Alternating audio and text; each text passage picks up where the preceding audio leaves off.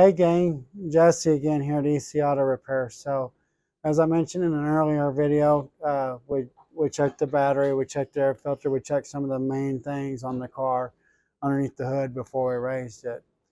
A lot of people like coming out into the shop and seeing underneath their car. Most people have not ever seen the underneath side of their car, and it's actually quite fascinating to see everything that's underneath the car. One of the things that we've observed on this particular car that we want to let the customer know about is we have some premature wear coming on the tires.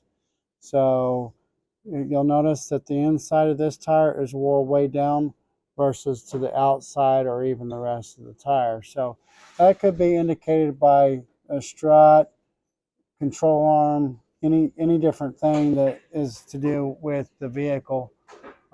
One of my technicians will actually take a look at this, dig into it farther to see what the root cause is that's causing those tires to wear prematurely to the inside. Once the correction is made, whether it's just an alignment or whether there's actually mechanical repairs that need done, then an alignment will be done to ensure that this vehicle is actually completely and fully corrected.